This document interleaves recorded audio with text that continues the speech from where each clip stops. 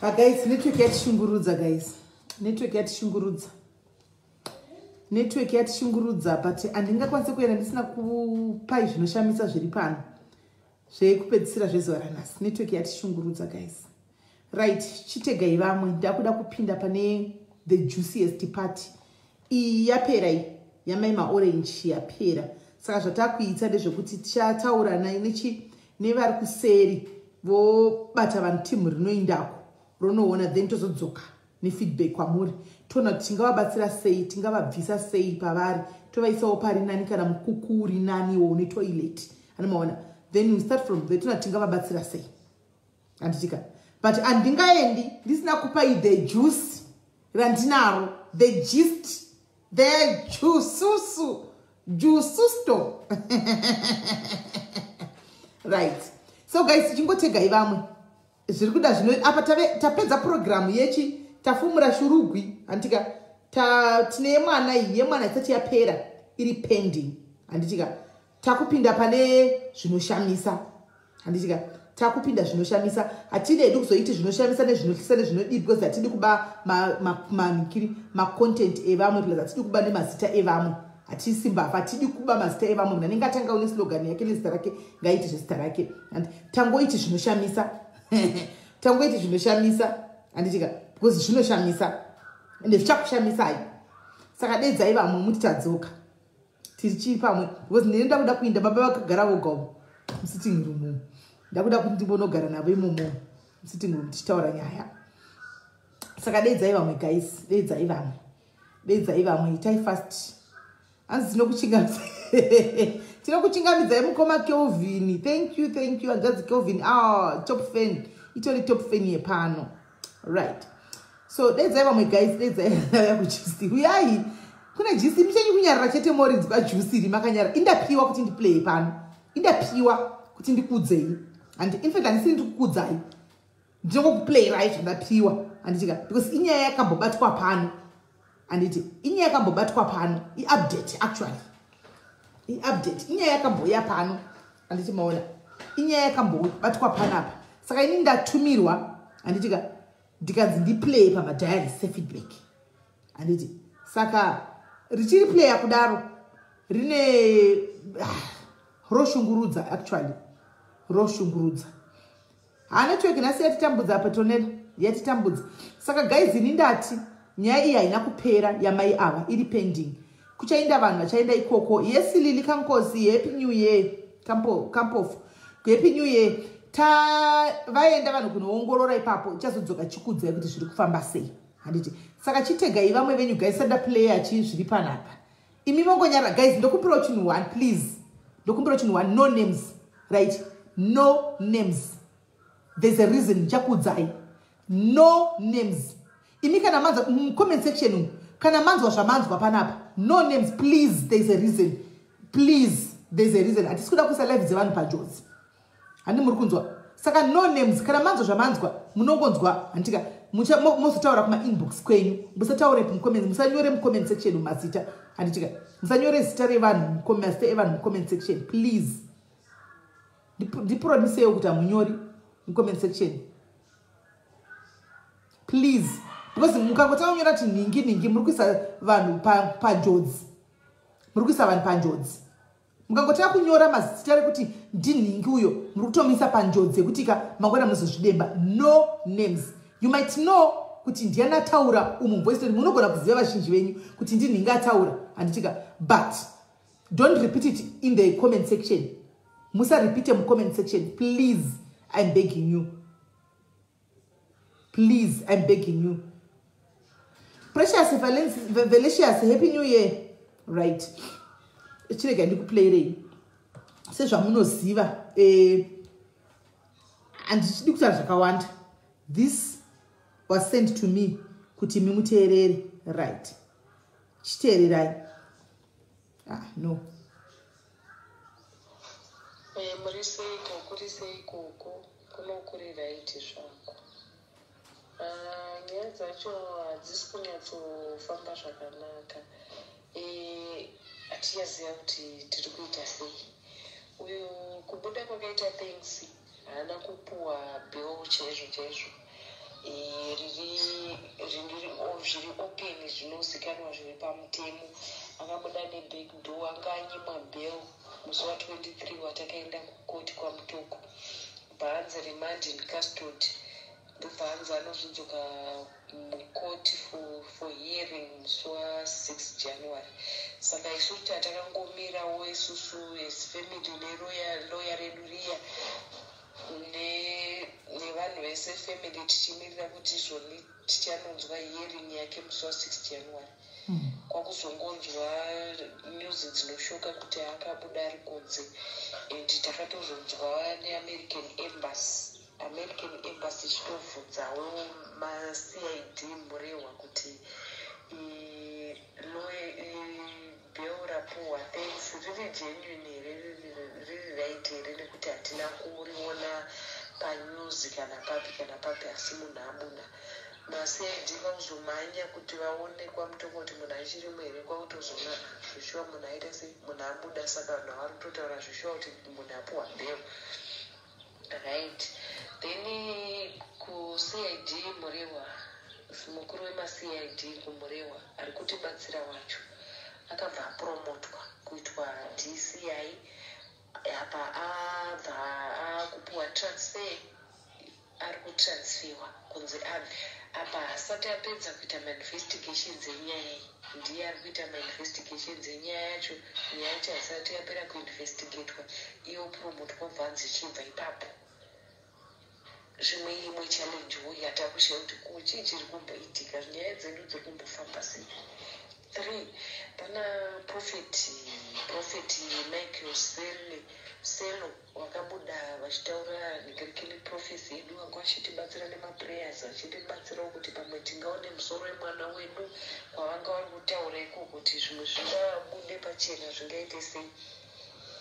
Profeti vavo vakabva vafonerwa nevekumusoro, vakavafonera akuru vachibva vavaudza kuti siyanai nenyaya yamuri kuita iyi, nyaya yeprofesi yekwamakore yamuri kutaura iyoyo hatidi kuinzwa, siyanai nayo, hatidi kunzwa zvamuri kutaura izvozvo.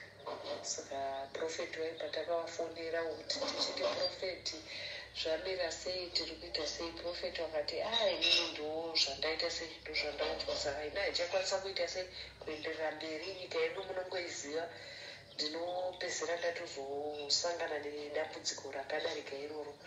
Chandinongokwanisa kuita for now ndezvongoti ngatinamate ini zvazvo chete, but zvokuti imi muchauya kuchechi, muuye kuchechi kuno, kana kuti tikomunicate zvokuti ndingakubatsirei kana kuti papi, tombomira tombosiya zvakadaro. Ndinongokunamatirai muri kwamuri, imimi ngonamatiraiwo muri kwamuri ikoko, nekuti ndiri kutreswa zvakanyanya.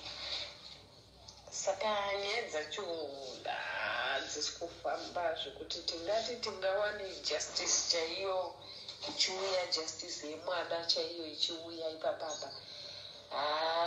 Nyaya dzacho dziri kutwistwa zvakanyanyisa. Nyaya dzacho dziri kutwistwa zvakanyanya. Izvo zvikutoona kuti thanks akabuda panze. Saka tikutoona kuti the next thing tapiwa wacho achabuda kunze. Pamwe angatozonzi asara imomo, pamwe nditafanzwa. Saka zvikungoda kuenda mata yakanyanya, because hatichanzwisisi. Honestly hatichanzwisisi. Kana matest akunzi anoda kuitwa futi eDNA, anoda kuitwa futi kuma2 different companies, akuda kudzokororwa futi. Isusu takambopuwa zvinzi maresults ndiwaye, takunzi no, takuda kuita zvimwe. Tirikutwistwa zvakanyanya, hatichanzwisisa kuti tiri kuenda kupi. Zvinoda kungoti mutingotibatsirawo kunamata zvakanyanya. Right. That is the voice note irandapiwa, and actually it just came, and I said no names and you're going to stick to that. And so if you still go back, guys, let me remind you, I'll play it again. If you still remember, patakambotanga kutanga kutaura nezvenyaya iyi pano, ichitaura kwatete children, toitaura pano, tikasvika pakuzonzi nevanhu musabate nyaya iyi. You still remember I said it in me personally. I said it pano. Because nandina information inside info.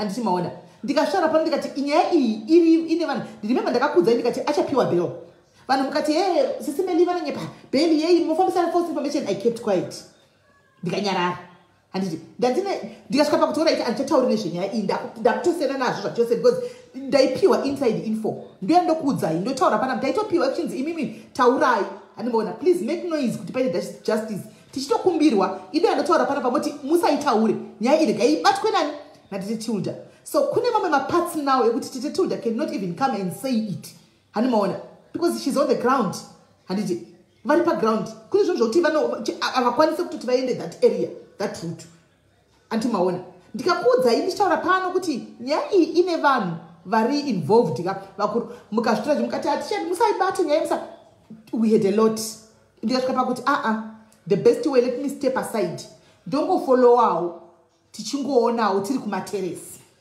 sezvo makanga makuru ndokana ndichikudzai madhairis kuti musamhanye nyaya yekumhanya ndo indizoi madhaiari makati changamu but the problem yenyu munomhanya you are overwhelmed you are easily carried away mukaenda uku mukadza sokuti kwadai somovha vati hatichadi kudzwa ati uyu ngadai vanobva vanyararavo paka handitika tanga tirimo isusu right now like in a few of us let me tell you I'm going to be honest with you guys a few of us we were added ku family group we were there ku family group tatiriko we knew a lot but makanga mavhara mukati achandiri gaihendliwe nani naAtilda imini chike patanya and I stepped back.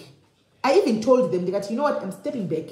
Kwanzi ngaichibatwa uku. Andika though inini vaidipa zvo feedback but I kept till nas vazondipa vakati go and play it. If I was not in the play I was not even going to play it. I was not even going to play it. But ndivo vanditi endai munoiplaya. And it's a high time because there is some information sakwanisa kuti play wakupi kune dzimwe nzvimbo munozviziva. So ndokumbirawo madhairis next time nyaya dzakauya musamhanye imbomirai kazhinji chiri kuitika chekuti museku imomo munenge muchitori nevanhu vanenge vachipurisa information chaidzo I know kuti munenge mune favorite yamweda kuti ningi ngaihendle but sometimes ningi wamunenge muchiti ningi ngaihendle anenge achitoziva maybe dzimwe nyaya but hakwanisa kudzitaura because of ground racho ranenge akamira saka muchiona tichikwanisa kuzofonderana navo inini one on one tinotombotaura netitilda kuseri something that you didn't know makazozviziva musanda wafonera musi unoyi kuti I speak to her kuseri sometimes nditone personal number yavo nditauri navo panumber yamunai public ndine personal number yavo andiitika saka Lily but ndinenge ndakapiwa kune ndichiziva ndosaka ndakazosiya hangu ndangoti ndikuitaridzei chete I understand Lily chaplain you be trying to protect me antika but sometimes kana iri yekuti ndandirimo mugroup mufamily group tatirimo mugroup tazobuda nezuro tatirimo family group all along tatirimo ini ndiri ku family group ndakabva ndakumbira kuti vaedhewo madmin epana kuita mawitness mangwana madmin epana akapinda mukaita 2 more diaries vasiri maadmin vari neutral vakapindawo futi kuitira ramangwana vanga vari imomo 2 vari panapa. I'm not going to mention by name. One is in Canada, one is in UK. Takavapinzawo kuti vagumangwana vagozotaurawo. We were there. So guys, do pane nyaya apa. Do pane nyaya guys, nyaya iyi kai ine seku. Ndongoti chandakambokuudzai pekutanga kuti nyaya iyi ine vanhu vari involved. Vakuru chandakakuudza izvo kuti tapiwa achabuda. Watch the space because remember guys, with no body hakuna evidence, with no body hapana full case, pasina musoro hapana full case, and with the time amount of time yagara right now pasina kuti nganga cheche yakapiwa musoro yatadza kutobuda guys. Come on, dika zirezire pazimori ziva ivi zita ratadza kubuda araramba kutobuda kuti wakaenda papi pakaenda masniffing dogs mbakatinzikanzi kwanzi uriko kadi kukanza kuna chinhu chawanikwa hapana zita moti richabuda zita harichatobudi ranganga musoro mato chawanikwa tasa look at the period, the time, and I believe kuti even inonzi promotion yakapiwa vakuru vedu ava haisi promotion, vari kubviswa pachinzvimbo because vaida kuonesa vari kubviswa paposition kuti nyaya ingofa. Justice will never be found. And then the other thing, chandakavaudza ikoko ku family group ka, the snake iri mu family mavo the snake is in the family. Because vakaziva say about this pastor. Kuti kuna apostle anonzi niki ari kuvabatsira so in the musekuli imomo musekuli yavo imomo there is one person ari kubhadharwa kutora information achenesa kupi kwari kuenda ikoko. Anyway, I'm going to play again the voice note.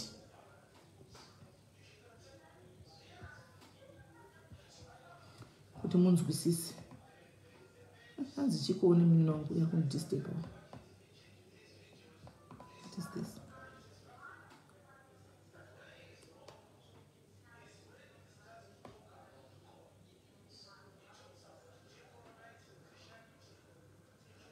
What is that?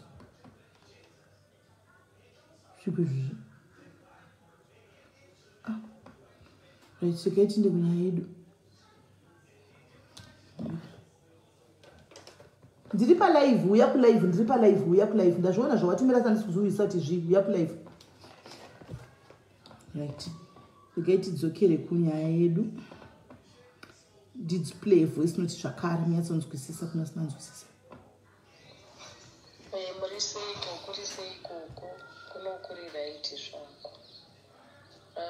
Nyaya dzacho hadzisi kunyatsofamba zvakanaka. Hatiyaziva kuti tiri kuita sei. Uyu kubuda kwakaita things haana kupuwa bill chaizvo. Zviri open zvinozikanwa zviri pamutemo. Akabuda nebig door anganyimwa bill musi wa23 watakaenda kukoti kwaMutoko. Bhaanzi remand in custody. Ndobhaanzi anozodzoka mukoti for hearing musi wa6 January. Saka isusu tatakangomirawo isusu as family nelawyer redu riya nevanhu vese family tichimirira kuti zvoni tichanonzwa hearing yake musi wa6 January. Kwakuzongonzwa news dzinoshoka kuti akabuda ari kunze. Takatozonzwa neAmerican Embassy chitovhudzawo maCID Murewa kuti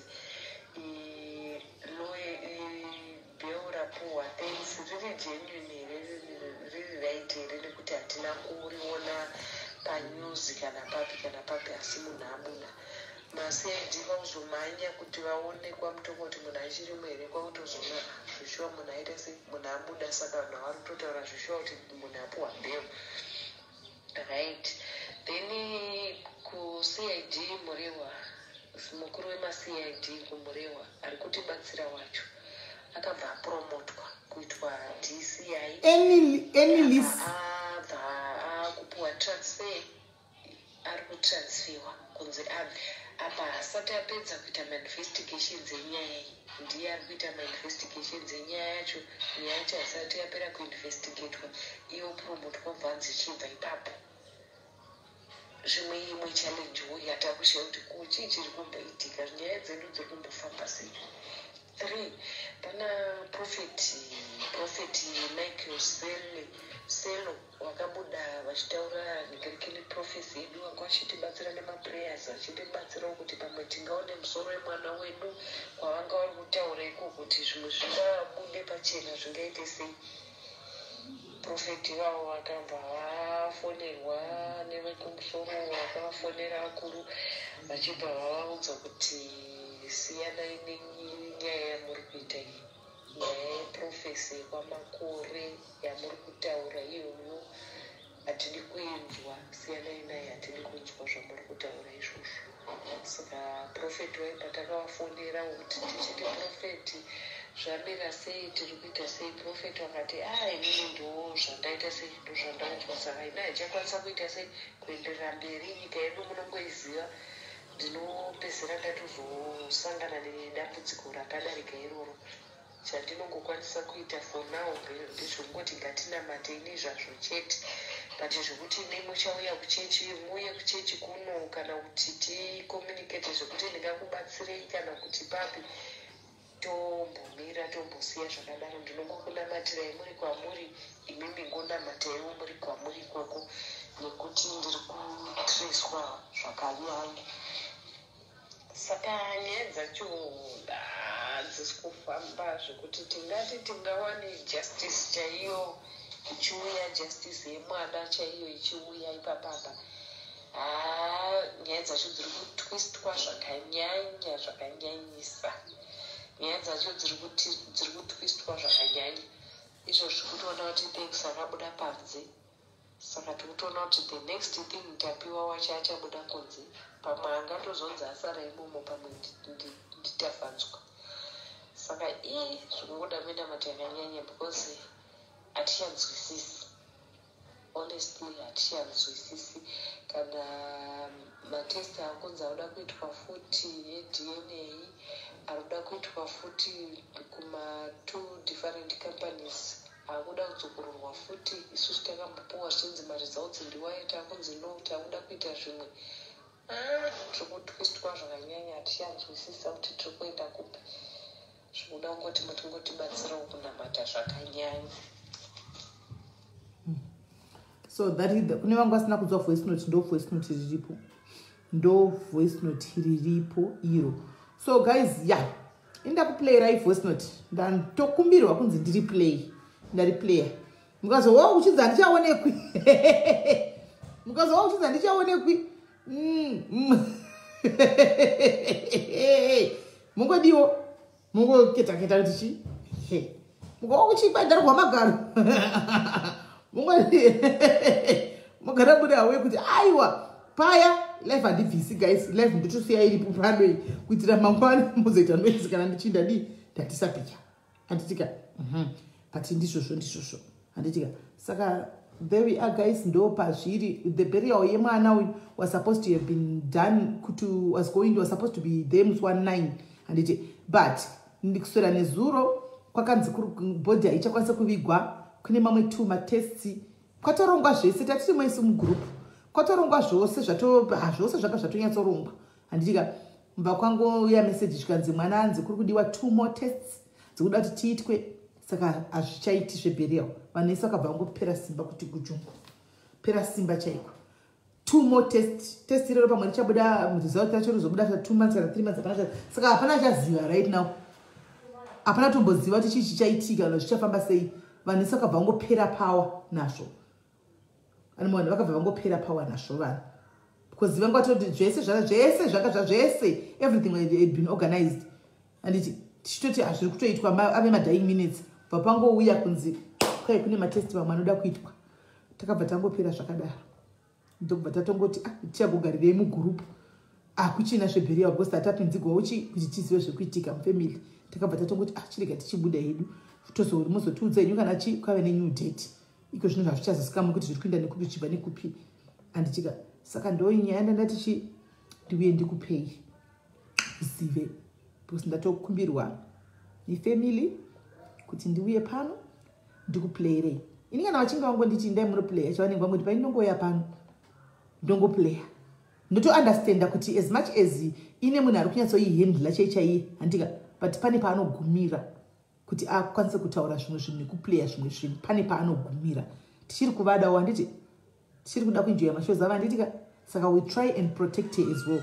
Saka tangokandigwa tikaiplaya nokuti kuzobva tichaenda asi tichanonoka. Tichauya kwedu asi tichatinonokei. Tichange tiri kuno tichatinonokei. Saka tongotaurawo vedu we nokuti nyaya yemwana wayo inorwadza. Nyaya yemwana wayo inorwadza. Tichauya hedu asi tichanonoka. Handiti maona. Saka ndo nyaya ndandangoti ndikuzivisei.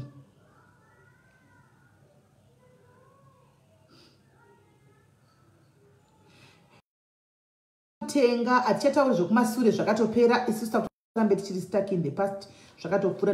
Ndangoyeuchidza chete madiaries kuti muri kuremember paya pakadai because zvazosvika pacho pandaida kuzama kuti ndiudze vanhu. Ndo zvandaitaura izvi, but zvakatodarika izvi zvakatopfuura. Tirambe tichiri stuck kumasure isusu.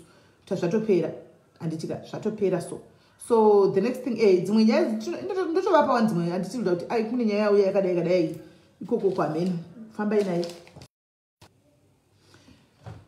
Guys, network iri kunetsa guys. Nachatozondoita sei network yacho iri kunetsa guys.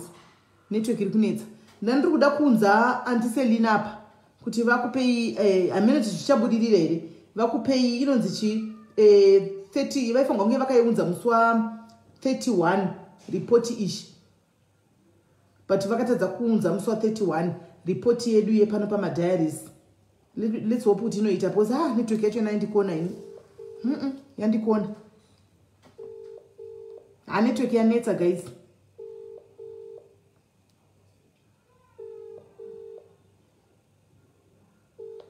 Mary Ndoro, long time. Andiseli. Treasure nanda ameno network yakatendera nandatika mumhanye neproject nengikiri yenyu yamefanga kunge makaita musa 31. But network yacho kuti shunguza, but maybe munogona ngotaura ndizivi kungopa vanhu update what we have done the whole of 2020 as my diaries, what you have done the whole of 2021 pamakabatsira the achievements that we did. Anditika zvatoda kuti mudi mungoziva vanongokudzai first because network yacho kuti shunguza singaite. Okay, Manelaka my diaries. We just wanted to give you, as the admin team, we just wanted to give you an update of what transpired on Sis Melly's diaries in the year 2020. Kana haisi number new one. Aiwa, haisi number new one in network. Aiwa, mam chifona zvakanaka one in network chaichai. Because dzese dziri kudaro phone dzese. Amona yendo chasata live iri kustika futi iPad here. Iri kufreeze. All right. Right. Enderai bet tadzoka. Tadzoka. Okay, ndinokuchitamidza back network iri kuti netsa nhasi. But as the admin team ndauya secretary ndatumwaona chair wangu Mkoma Gordon uye ndichirepresent treasurer nevamwe ma-investigators vari kuseri vatisingakwanise kudoma nemazita, just to present to you ma-projects atakaita undertake in the year 2020. We have got 14 projects that we did put down, but haaziriwo ega atakaita. Actually, we've got 16 projects, but haaziriwo ega atakaita. Number one, in no particular order, Tinebo new project. My fellow diaries, I think we all know Bongi, who was diagnosed with cancer. And as per her wish, as diaries, we managed to help her go back to Zimbabwe from South Africa. Transport was taken of Nkoma Mobile, notaries and pocket money cases of Yuba diaries. And upon arrival, Kumba, we also managed to help Nemaria operation Yaida, and we paid the hospital bill direct to the hospital for the op that she needed. And then we have got another project that we undertook as diary. I think you remember Princess Ayene Wake, you diaries rallied together to help with funds for Princess and her sister to start a business project, which in turn generated money that enabled Princess to pay for her nail and beauty costs. Also during that time of working with Princess, Ghana's, one of the diaries, I think we all know her, was able to accommodate the brother for him to have time out for 2 weeks to Ghana's. And as we speak, Princess has done a course here, nail and beauty, thanks be to you, Diane. We have got another project here, still an albino lovely lady that we helped to start a project as well. And then we've got another project here, Diary. Another precious, and a sister Wakakanga visited South Africa and unfortunately passed away. And you, the diaries, helped repatriate her body back to Zimbabwe. Thank you so much for that. Tina Ernest Yari Watsa Zakari, Tino is your project. You, the diaries, footed the hospital bill. Special mention to Apostle IK, who accommodated Ernest for the entire period.